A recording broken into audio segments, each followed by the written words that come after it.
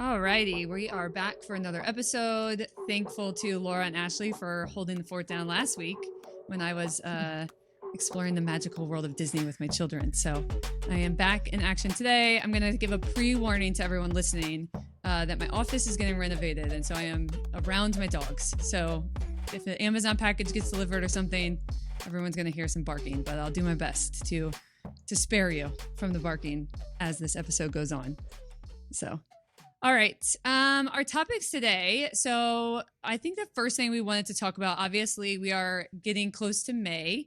So people's seasons are wrapping up or they're getting ready to get into postseason. They're starting to think about what their summer is going to look like for our college athletes, especially. And this is something that I think we all feel like pretty passionate about because it's something maybe that the college game has just maybe not done totally right or hasn't focused on as much as maybe we see in baseball or in other sports. And so I think we just kind of wanted to dive into our thoughts a little bit on what summer might look like for some of our college athletes, some suggestions we have, some maybe patterns we've seen, those types of things. So I'm going to kick this first to Ashley, I think, and just maybe touch on some patterns we've seen from pitchers, because I think this is, especially true of how they maybe think they should spend summer, some themes that we hear from them, and maybe sort of like our thoughts or translation of that. Yeah, this kind of reminds me of an episode. I don't know what podcast it was on, but we shot a podcast episode, like at a very similar old timing. OGX podcast. Yeah, the and OG. And like explaining what the summer program was, and so it kind of reminds me of that. But basically, what happens in the pitching world a lot is that pitchers they're usually in 1 to 2 categories. They're in they're just burnt out, exhausted, physically, mentally, emotionally. Maybe there's some like pain in their story by the end of the year. They're just done. And so all they want to do is take a break. And so they kind of shut down through whatever's left in June and July. And then in August, we'll start to restart, ramp up for their fall season the following year. And then the other category are the pitchers that really didn't get any time for a variety of reasons. Maybe just performance wise wasn't there. Maybe they had some pain that they never could quite get over. Maybe they're just sort of young and inexperienced and it's just not their time yet in their career. And so those pitchers will oftentimes then be told go play in a league because you didn't get the game experience that some of our other pitchers did. And so they'll just play games all summer. And so not knocking either of those options because I do think there's a world where both of them are important. So for the pitchers who did not get the time in the circle, did not get the game time, then yeah, absolutely. The college game is a different beast. They need that experience under their belt. It's a great opportunity for them. But likely the reason they did not get the time is because their stuff isn't good enough yet. And so what we know is that games can grow experience. Games can grow, there's a level of understanding, okay, the connectivity of your pitches. I'm going to throw this here based on that result. That gives me the option to throw this pitch here. There's this in-game feel. Absolutely, games can grow things like that, but those aren't the things that are keeping pitchers out of the lineup during the year. The things that are keeping pitchers out of the lineup during the year is not enough velocity, not enough variability in break, not enough break generally, not enough, a good enough change of speed. And so the games don't grow those things. And so for us, what we really advocate is even if you need to go play in a league or play games to kind of gain that experience at the college level, you've got to train. You've got to understand what is keeping you from having the stuff to be in the circle in whatever level you're playing at, whatever division you're in, whatever conference you're in. What's keeping you from having the stuff? And then let's go get that stuff. This is the true off season. This is the time to do it. So that's usually our message on that end. And then on the flip side, the first category that I mentioned, pitchers who they're exhausted, they're burnt out, their bodies are physically just need a break. We agree. But the way that we go after helping them slowly ramp up is not just to say, take everything away, take strength and conditioning away, take pitching away. Instead, maybe we ask, what would suffice from a mental emotional standpoint? Is it a week? Is it 2 weeks? And then let's do some strength and conditioning only, where we're just rebuilding that foundation. Let's really arm your body with good quality movement. And then slowly just add in some plyos, add in some, low intensity work, give your body an opportunity to just sort of like reset. Because when you actually take a whole summer off, what happens is that you just have to hurry and then like throw everything Right. together at the end of the summer to get into the fall. And then it's just like, you don't get to really like slow your process down, rebuild it, enjoy it.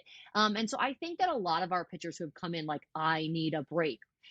Once we've like, can you trust us that I think you're going to feel like you're getting a break while training? And I think the overwhelming feedback from those pitchers has been like, yeah, this has been great. Like, I don't need more than this. Like, this feels good to me. So, yeah, I definitely think we typically live in the pitching side. I think as a whole, I don't think you'll probably agree with hitters as well. But on the pitching side, we live in the extremes of like, I didn't play at all, so I'm playing games. And like, so like, where's training coming in to play? Right. And then I pitched a ton. And so now I'm just going to totally shut down.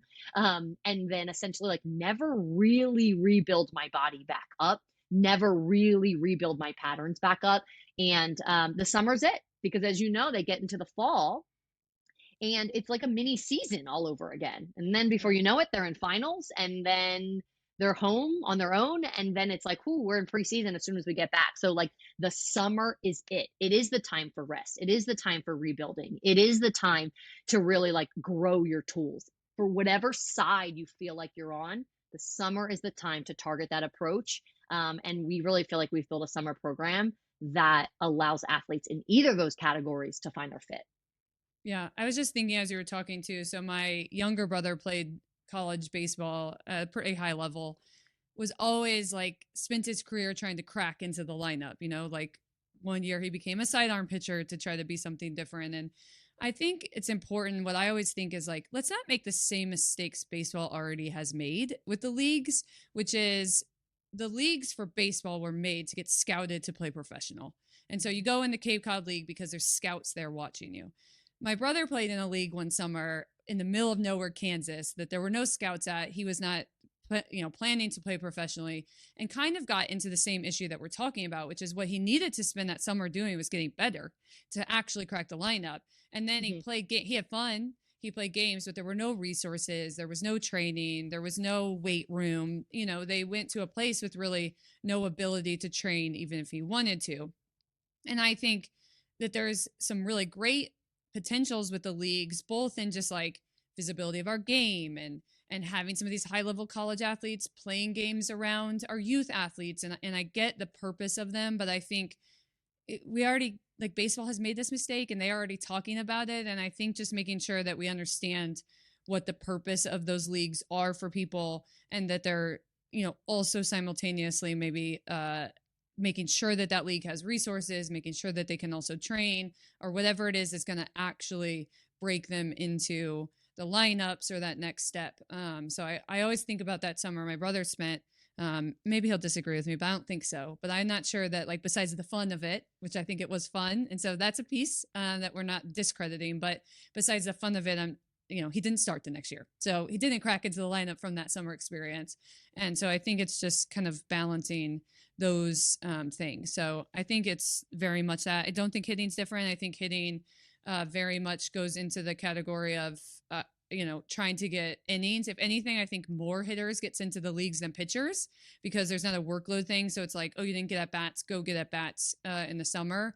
But the sort of like the truths that you're saying hold true, which is you didn't get at bats because you needed to build up your skill set. And so, at least make sure if you're going to the league, the at bats aren't going to do them by themselves. And so that you're finding some balance of improving on yourself in addition to getting those reps or whatever it is. I don't know that hitters take off as much as pitchers, because I don't think it's quite from that standpoint. So I don't know that we always run into that flip side. But I do think, the sort of like reps and at bats is a big piece that we sort of see people going to do. And I would say from our experience, I can't think of any examples where someone went to a league, which I don't think is great, and then they started when they came back from that league experience. So I think it's just making sure you have that balance. really quick before we move on from this topic, Laura, is there maybe some specifics that you could touch on with injuries that we see?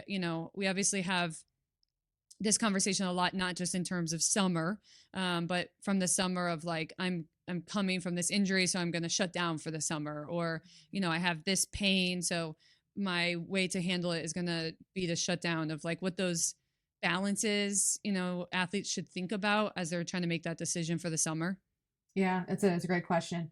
This time is after the season's finished, it's the time for your body to reset. As Ashley mentioned, it is an opportune time for your body to see, movement and physical activity is way less of a threat because it's not happening at such an intensity all the time. It's, maybe you're not in classes.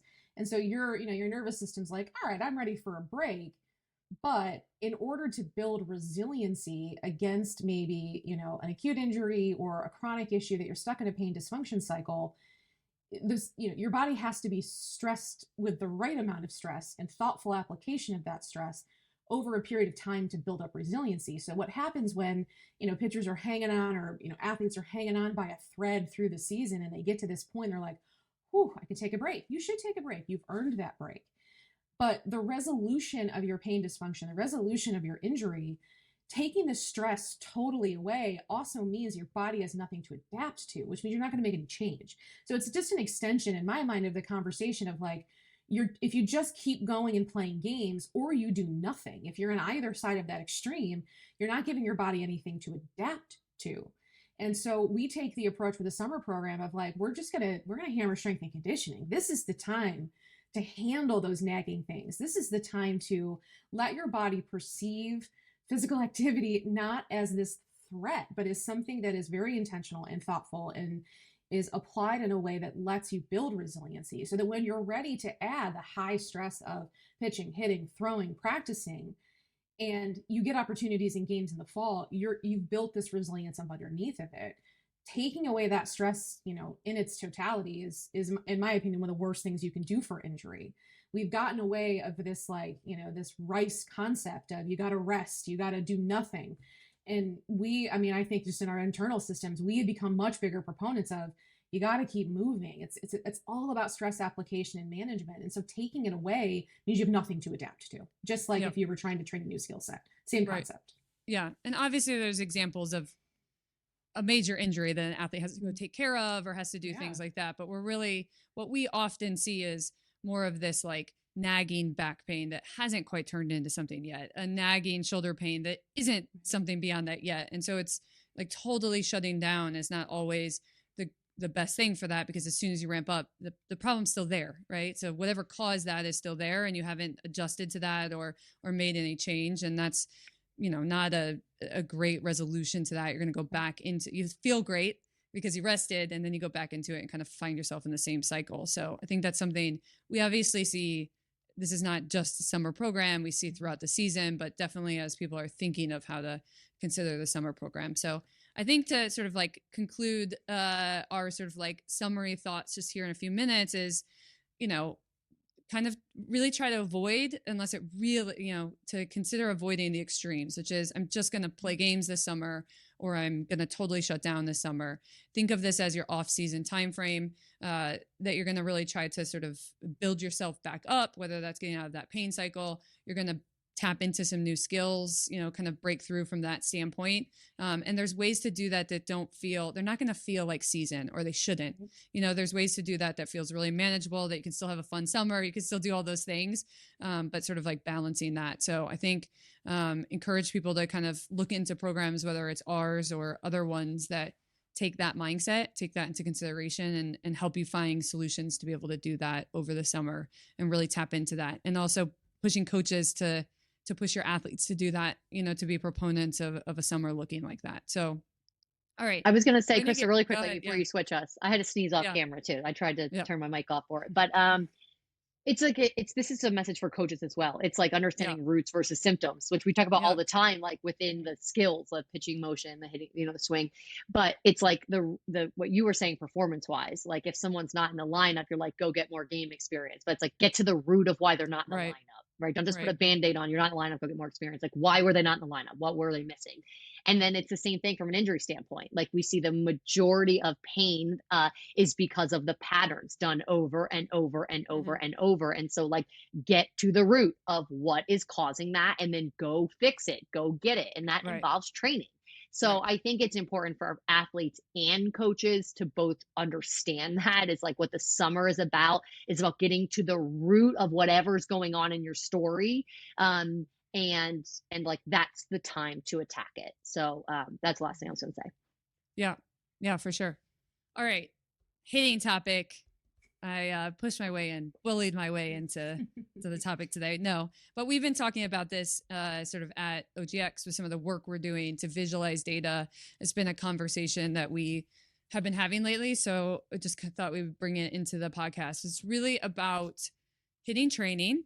So I think it's maybe a broader conversation of how hitting training is done, but then how we measure and visualize improvement in hitting training. And so just as a little sort of backstory, obviously in our training environments, we are manipulating the environment around the athlete very often in order to promote the change we want. And so in hitting, that includes intensity, which if we think of intensity from hitting as something like tee versus front toss versus machine versus live, those are changing intensities. We change the bat often. So we use overload concepts often. We use long bats. We use different implements to get that across. We use different drills. So the way we think of drills is usually like we're manipulating the start type of the hitter. We're changing the angle that the toss is coming at. There's different ways that we're manipulating the drill. And then sometimes we're changing the ball also. So whether we're hitting plyos or lately we've gotten to use some machine balls that hopefully are going to come out for softball soon fully. But we sort of manipulate all of these things. So the challenge that we have run into is that we like to visualize data in a way that shows our hitters, areas that we're trying to improve, areas that are improving, whether training's working, whether it's not. We like to hold ourselves accountable in that way. The way we think about hitting is we want to hit the ball as hard as possible, as far as possible, as often as possible. So we're looking at things like exit velocity, launch angle, sort of like whiffs and strike zones, what pitches they're not able to do that on. But what happens right now with a lot of the sort of systems that are out there is that our ability to visualize in a meaningful way the data when the environment is changing is difficult. There's limitations to that because we have notoriously just trained very simply. Like you're either hitting full off the tee, you're hitting full off front toss, you're hitting full off the machine, you're hitting full off live. And so the sort of way to manipulate the data is only based off of that. The challenge that we run into for that is like when I'm building a program for a hitter, I might say, we're going to really know if you've made posture changes when you start really hitting backspin pitches. That's a drill you have in your program. And when that improves, we're going to know that we're making the change we want. But unfortunately, I don't have a way to show when someone's doing backspin pitches or to measure sort of that environment over time very easily because of the limitations of the units and the tech right now and the way that you can tag things that we're going into. So this is kind of a challenge overall. And maybe Laura, you can touch on a little bit more of this sort of dynamic for coaches, but I think this is a challenge that we're trying to solve as much as we can, somewhat manually right now in our doors. But what happens is when you don't have these abilities, the story gets simplified too much. And so you're basically just saying to hitter, like, is your exit velocity going up over time? Okay, but like that's missing a big part of the story, right? Is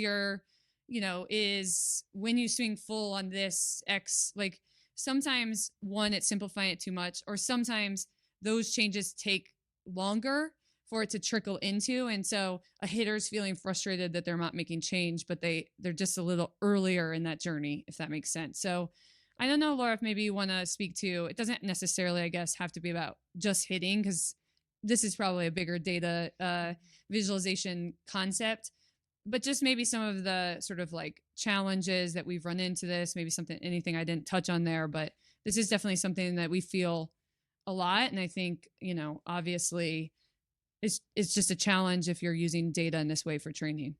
Yeah, I feel like this conversation is really an extension of how constraint-led training has really come around in the last, I'll throw decade out there. It's longer than that, but where, we've had this shift in coaching mentality of, okay, I am providing my athletes opportunities to solve movement problems, whether they're pitching, hitting, fielding, doesn't really matter. But my job as the coach is to design an environment in which I'm challenging athletes in situations that I know they struggle in to promote change, to promote problem solving. I'm not, we don't take the approach of like, let's get down to these really, individual things about your mechanics, which is sometimes it's like the opposite of the oversimplification of exit velocity. It's like you're so focused in on what the body is doing that we're forgetting about the context of the body and the environment, which is what makes when the tech and the data can't be tagged in that contextual way of, what bat was it? What ball was it? What drill was it?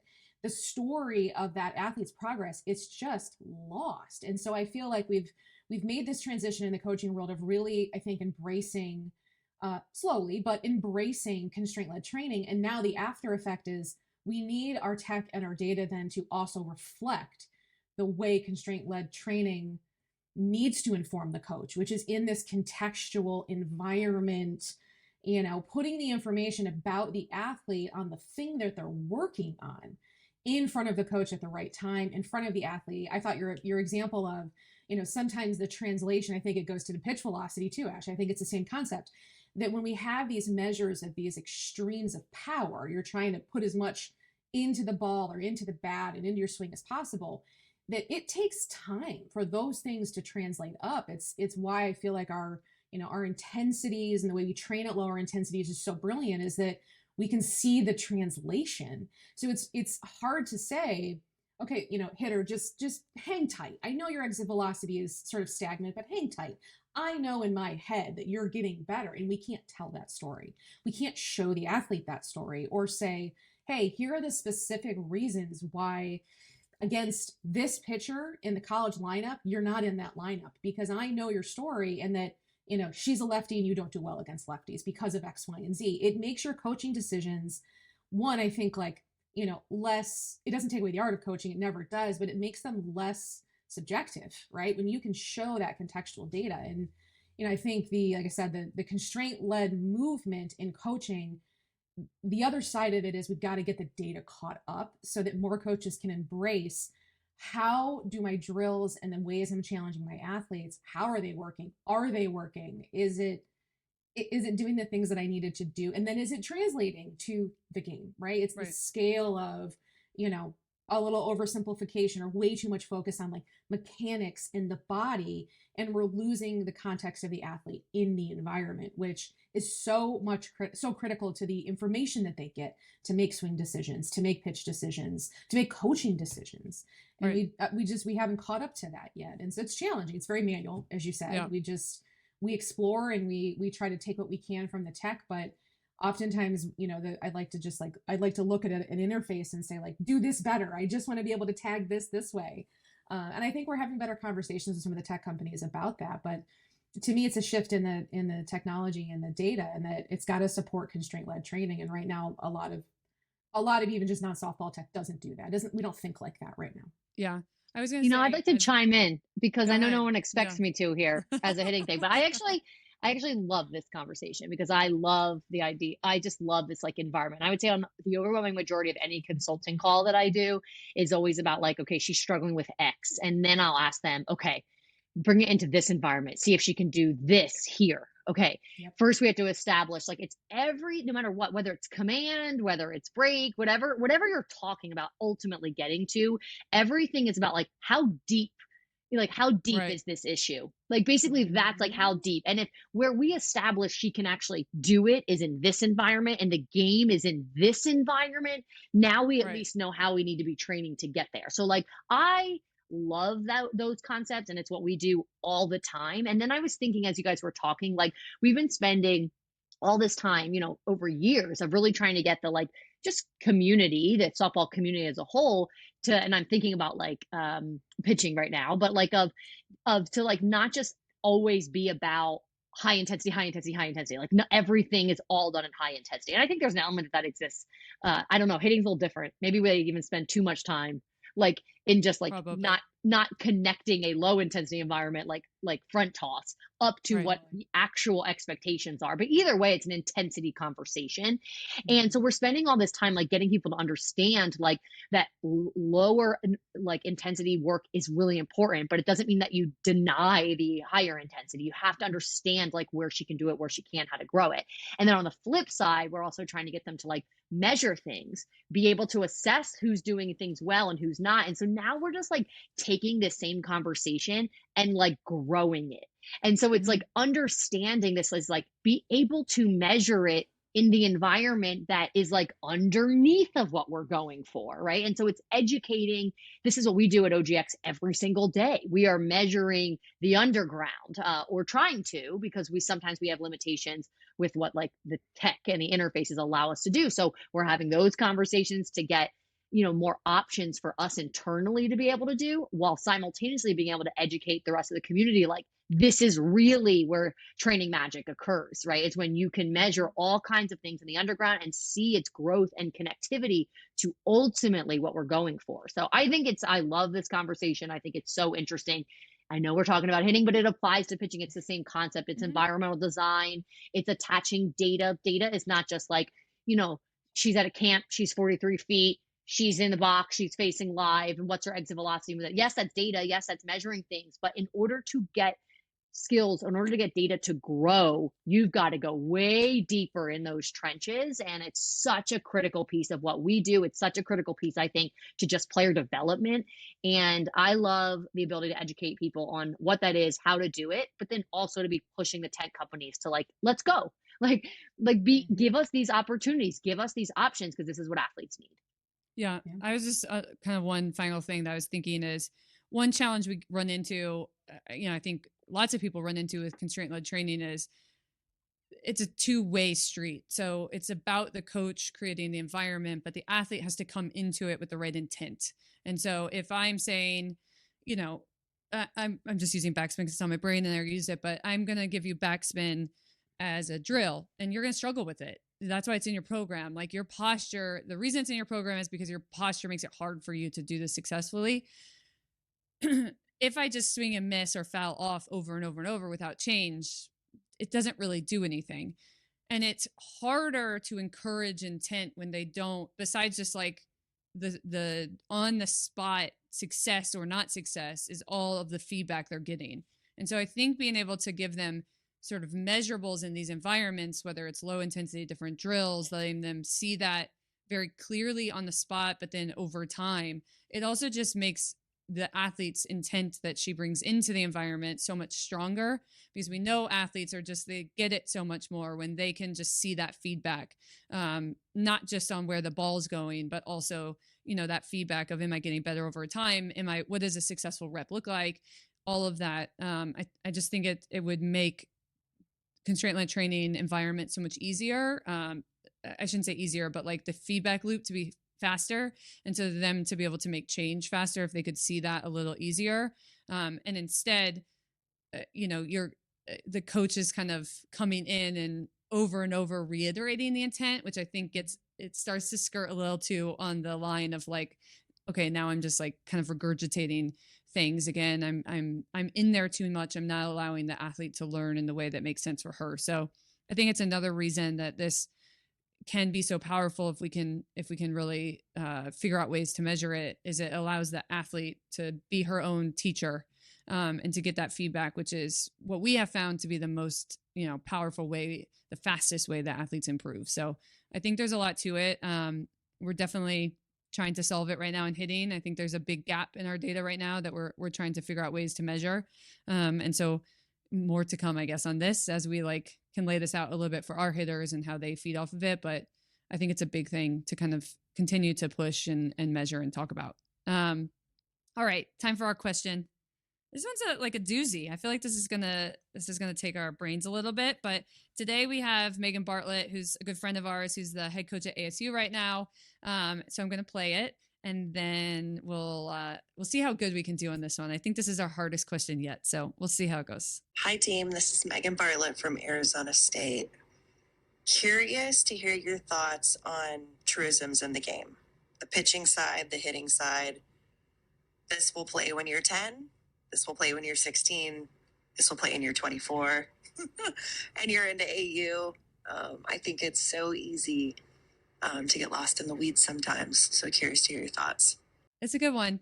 I think it's interesting. I was thinking about this one. I have the benefit of I listened to these ahead of time. So I was thinking a little bit about this last night of like, okay, sometimes we always say that at younger ages, we don't teach the skills that scale. And I think there's some truth to that, which is like examples where we have people bunt because the field is too big and you just make errors and things like that. But I think, interestingly, as I was thinking about it, I was like, the skills that sort of the truisms and the skills that scale, some of it does hold true at each age, which is if I'm 10 and I throw hard and I hit hard, I will be successful. When I'm thinking of, and this is not quite the answer, I don't think, because I think we can get into a little bit of the truisms at each level, but when I'm thinking about the translation from youth to adult, what I actually think the problem is that we make the assumption that athlete's skill is going to continue to linearly increase over time, and not the problem.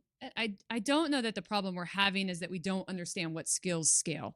I think there's some nuances to it with break and things like that with pitching. And I definitely think there are some things that we can get into with what scales from that standpoint and the details. But if a kid throws 60 at 10, she throws hard, and throwing hard scales. That's true when I'm old too. What the problem is, there we go. I think Amazon's getting delivered. So what the problem is that we make the assumption that the kid that throws 60 when she's 10 is going to throw 75 when she's 18. Not that we don't understand that velo scales, for instance. So I just a point that I was thinking of on this. It's not exactly the question she was asking. I'm going to pass this over so we don't have to listen to my dog bark, but I'm sure I'll feed back in at some point, whoever wants to take it next. I was thinking my response to this is basically, I agree with you. Like when you're young, when you're 10, like control, so like command and speed, like that's what scales. Like that's what you need. And I think we understand that. I think the challenge is we don't understand that that's not all you need eventually. So we need, and I think what we don't understand is that in order to do those things well, it requires physical maturity. So to be able to have body control, to be able to throw hard, you need strength, you need stability and strength. These are concepts that, like, yes, it's what makes you good at 10, but like you might still have those things. You just don't have them until you're 14. So I think there's this real element to like just understanding that what scales, some people have the opportunity to tap into earlier just because developmentally they reach puberty earlier. They have the stability, strength, and power a little bit sooner. So it is important to understand that like just because a 10-year-old doesn't have it doesn't mean she won't have it. So like that's one piece. And the other thing is that, you know, I think from a pitching standpoint, we are definitely obsessed into like, you know, throw hard and hit your spots. I mean, this world of like, this kind of came up in the podcast last week, Laura, where it was like, we have to keep growing what it means. What it looks like is to have variability. So yes, there's this element where velo, it's not like velo doesn't matter and you can pitch on the biggest stage if you throw 52. Like, yes, there's an element where velo matters, but there's a such thing as, you know, there's the pitcher who just can blow things by people. And honestly, less and less. We are now even seeing our like hardest throwers in the game, like get hit more. You know, obviously we have the luxury of like seeing in-game data now, and like they'll have more hits against them with less break at 74. But when that pitch went to 70 or 69 and all of a sudden had a little sink to it or had XYZ, then they had more success. And that depends. Sometimes, you know, we're also seeing kind of the opposite with up in the zone. Sometimes it's better to throw bullet hard than bring it down with backspin. So there are nuances to this, of course, but there's this reality that like what scales at each level goes from general like command, obviously no one just like throwing balls all the time is able to really stay out there long enough to have success, but to throw hard, to create variability, which means a change of speed, which then ultimately means to be able to produce something really strong on the ball, something that gets swings and misses. How do you vary off of that? Then what's your level of command on that? It's just asking for an increased level of maturity.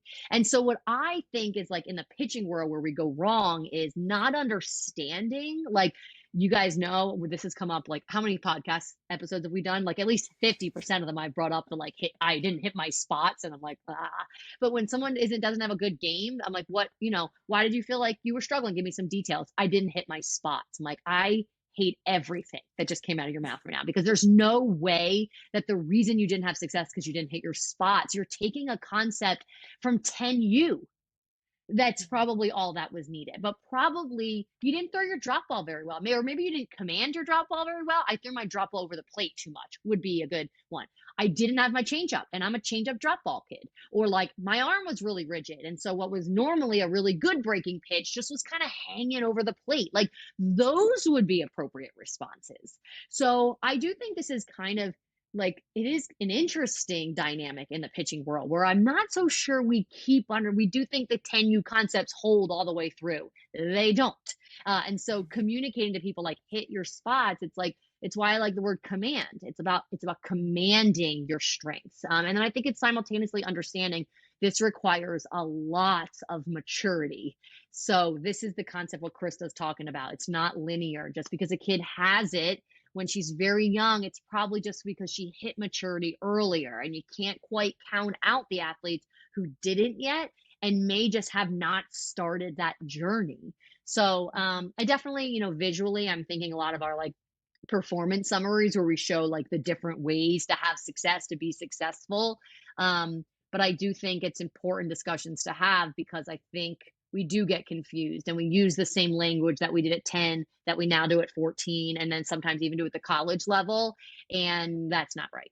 Like we have to understand there's a lot more variability that needs to be literally in someone's arsenal. And variability can look different, but a lot more variability, and simply just like throwing strikes, hitting spots, it ain't it. Yeah.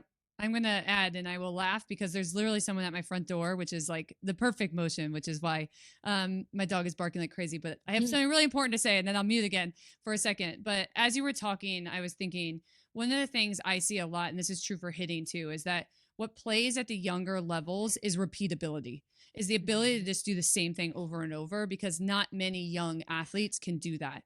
But that not only does that not play when you get older, because you need variability both from pitching to be able to pitch to different spots, to pitch to different breaks, to do all of that. And hitting, you obviously need variability because the pitchers then get variability, and you need to be able to adjust to that. In addition to that, when you just have repeatability at the young age and you're good, you get hurt because you're stuck in one thing over and over and over, and you get hurt. So what we see often, I see hitters as they're trying to then make this jump, is they come and they just mash on front toss. But if I give them any variability from a pitching machine, they can't touch it. They're stuck in this like one thing, because 10U pitchers, even if they were good, what they probably threw was -3 at 58. And I could sit on that one path. And that doesn't happen as the game increases. And not only does it not happen, but you don't want to be stuck in that one pattern as you get older, because you're going to get hurt and you're not going to be as good. So what I would say is the truisms are, overall, we know they are throwing hard, hitting hard, having break if you're a pitcher, being able to hit the ball often. So having variability as a hitter where you're able to get to, have adjustability, I should say. These are things that we sort of know play. But when I think about sort of like the truisms, it's sort of like, we know it at young ages, it's stability. And as we get older, it's variability. And so we need to create a foundation of variability. So that was what I was thinking as you were talking. Yeah, I think it's a great one. I know Krista's going to mute here because now Landon's going nuts in the background, but, this idea of like stability or repeatability, I like that word better. But repeatability is the foundation of variability. You can't vary off of just like total haphazard chaos. So like, first is is repeatability, but then it has to grow into variability, right? And so I think that's what we're really getting at, this concept of like things maturing, the game demanding more. And so it's often why we see, when it's people, coaches, parents see an athlete who are young and they're awesome. And they just expect it to keep growing of that. If like, if we overdo it, with that concept, it doesn't mean that repeatability always turns into variability. You have to actually work very hard to make sure that repeatability, because as Krista said, it can be a double-edged sword, right? It's like to understand it. I see this blend of actually our last two talking points of like the data, the tech, hitting, and measuring environment. It's like you guys have said, I love that, it's not linear. We know that literally a component of constraint-led training is called nonlinear pedagogy. It's teaching athletes to be able to adjust, and that level of feedback, even if you apply I'll say, I'm going to use school terms, is a former professor, I'm going to use school terms. Even if you apply a curriculum to a young player, a bucketed, this is what we think for this age and this playing level, that these are the skills they need. The individuality is how they respond to that. And so the repeatability is so important, but it's the repeatability as their bodies are going up and down, up and down, up and down. And I think, for so long, we've sort of taken this top end approach where we've said, okay, if we know that, this pitcher in the college level is a stud and you look like this pitcher and you have these components, let's mold you into her. And what we try to do then is shove all these tools on this young kid that she may or may not be able to ever accomplish them, let alone accomplish them at the age she's at. And we say, okay, keep doing this because the outcome's way over here, and we don't know how to help her navigate the peaks and valleys of her physical maturation, her emotional maturation as she just comes into herself as an athlete, of managing the ups and downs of these different environments and different intensities. And we have no way to show her, hey, look, I know right now you're struggling in a game, but in this environment with this intensity, you're crushing it. So we gotta be patient. We gotta talk through maybe some solutions, give you strategies. And because we can only measure basically, these end results of, I'll say, highest intensity, or we're so focused on these nitty gritty details that a young kid can't respond to because they don't have the body control, they don't have the repeatability, they don't have the physical literacy. And we just leave them in this limbo of like, all right, well, if you can't hack it, if you can't do the same thing at 10U that you do at 20U, what are we doing? Right. And to me, it's a blend of both. We aren't giving them the information. Our coaching strategy is evolving with this constraint-led training and constraint-led approaches is nonlinear. And we have to help her navigate that. And to be comfortable as coaches, as an uncoach, easy for me to say, but to be comfortable as coaches to say like, I'm kind of just experimenting right now because I got to go off your response. We expect every athlete to have the same response to a curriculum of instruction, and they don't. That's where individuality comes in. That's where individualization of programming comes in. How does she respond, right? How do you meet her where she's at and grow her skill set? Even if the most well-intended curriculum is built well, not every kid's going to respond the same way. So we have to be careful about squishing her down from the top and then expecting this just like straight path trajectory when, puberty's a bear. It's a bear. It is rough for kids, and we have to acknowledge that. And that is part of those peaks and valleys that they're going to go through. In summary, Krista, good job. I don't know if this was thought out this way, but connecting Megan's question of like what scales, this concept of repeatability turns to variability, and constraint-led training, because they really go hand in hand. So whether that was thought out or not, well done, because I think they are really, really interconnected concepts. Yeah, for sure. All right. Well, another great episode. Thanks for letting Landon, my dog, join. He's going to try to join here again. Yes. So he could have like jumped in front of the screen or something. Yeah, well, he might. Barking, he still might. Yeah, he might try to make a last leap here at the end.